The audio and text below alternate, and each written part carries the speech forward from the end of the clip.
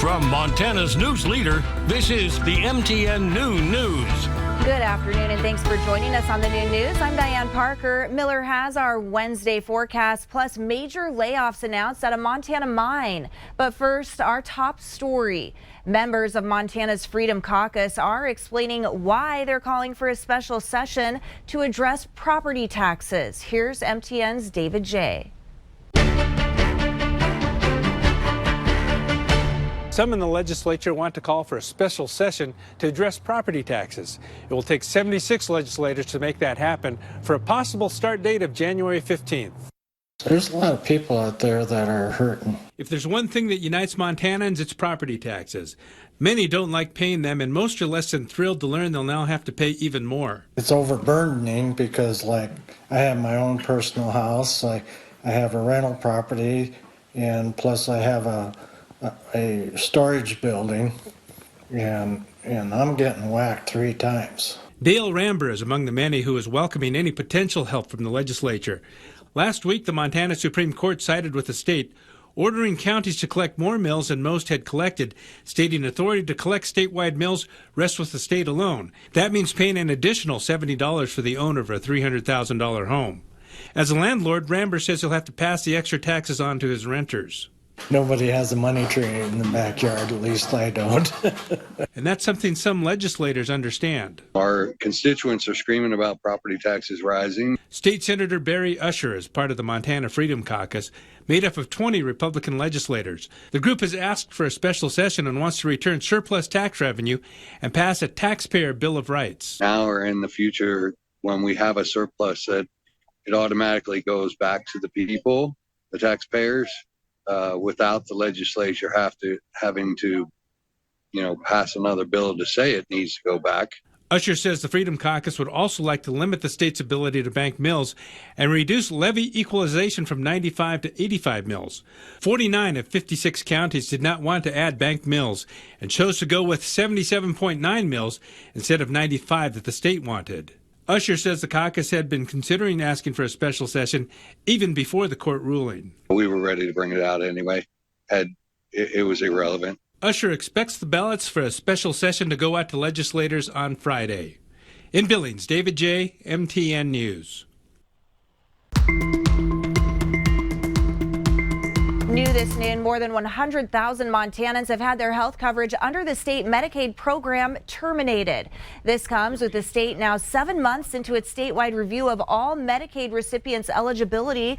Of the people who had coverage terminated, 32,000 were determined to be ineligible, but nearly 66,000 simply failed to provide the paperwork requested by the state health leaders investigating their eligibility. Now organizations across Montana are trying to connect with those people and help get them covered. There are always Montanans who are uninsured who really need to pay attention to open enrollment to make sure that they're shopping around and taking the time to see what they qualify for. So this year, there are just more Montanans who need health insurance coverage. During the COVID emergency, the federal government directed that everyone on a state Medicaid program could remain enrolled without having their eligibility reconfirmed. The expiration of that emergency is the reason why the number of Montanans losing coverage this year is so high. If you need help signing up for health insurance, we have a link to resources in this story on our website. This noon, close to 100 people are without a job in Nye following company-wide layoffs yesterday at the Stillwater mine. The company says it had to be done as the price of palladium continues to fall. Stillwater is North America's only producer of platinum and palladium at its 2 Montana mines. These are the first mass layoffs at the mine since August 2015, when the company cut 119 workers. A lawsuit filed 2 years ago by inmates of Lake County Jail against jail administrators has been settled.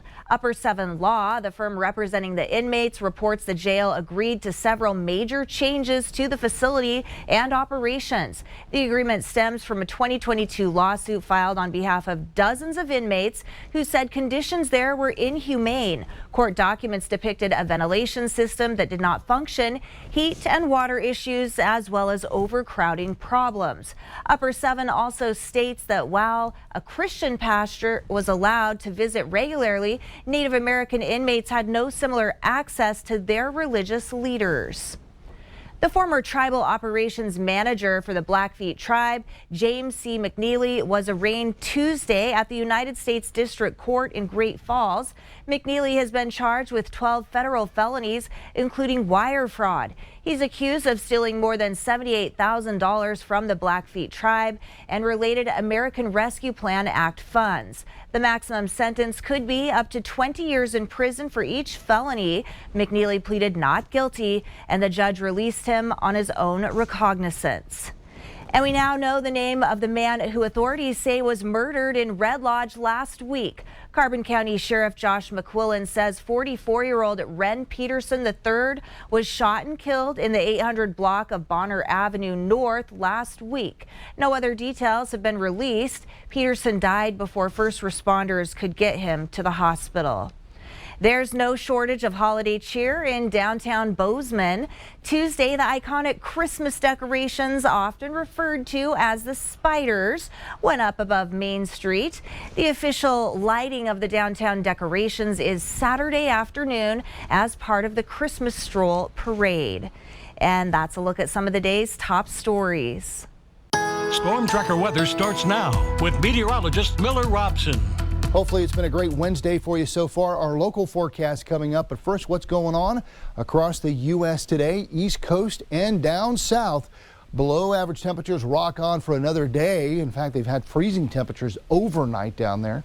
Pacific Northwest in California, unsettled weather moving in by late tonight through tomorrow, and then Texas and in the Mississippi Valley, we're looking at a threat of severe thunderstorms and heavy rain by tomorrow. Here locally, pretty quiet out there. Our fair share of sunshine today, highs 30s, 40s, and even some 50s, but we do have a cold front winding its way through.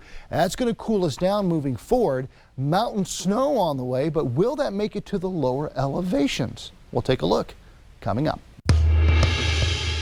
It was a scary situation during this year's holiday parade right here under Sky Point when a car busted through barricades driving right towards the oncoming parade, even almost hitting a child at one point. Luckily, a major crisis was averted, but event organizers say barricade jumpers are a huge issue. We were just waiting for the parade to start and all of a sudden saw this maroon car driving through. Is she lost? Is she not from Billings? It caught everyone off guard, even myself and meteorologist Miller Robson, who were hosting the TV parade coverage live. We just had a car.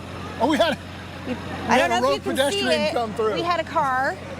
There it is on TV. Didn't notice that the roads are all blocked. They were just wanting to get a front row seat. DBA says that is one of the excuses they get again and again. We've heard all the excuses here of why they don't want to follow barricades. They need to park close. People just not wanting to go around the block or maybe take an extra 2 minutes to find another route. Since the 2019 holiday parade, downtown Billings has increased the number of Type 3 vehicle barricades from 37 to 55. Even so, DBA says during this holiday parade alone, 30 vehicles jumped barricades.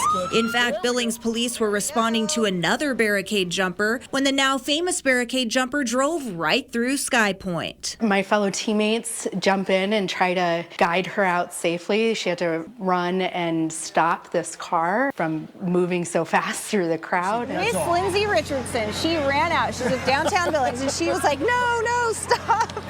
Live Lindsay's TV. our hero. Incidents like this bring up scary memories of a deliberate attack on a holiday parade in Wisconsin 2 years ago when 6 people were killed and 62 injured. While no one was hurt here, downtown Billings is all too familiar with the trend. People just get out of their car and move the barricade physically and then drive in without permission. That means workers will continue to keep their head on a swivel while hoping you follow the rules. I'd really just like it if folks could respect our closed streets. Those barricades mean you do not enter. Pedestrians are out, they're enjoying the streets of downtown. She's made it out, all right! All right. In Billings, Diane Parker, MTN News.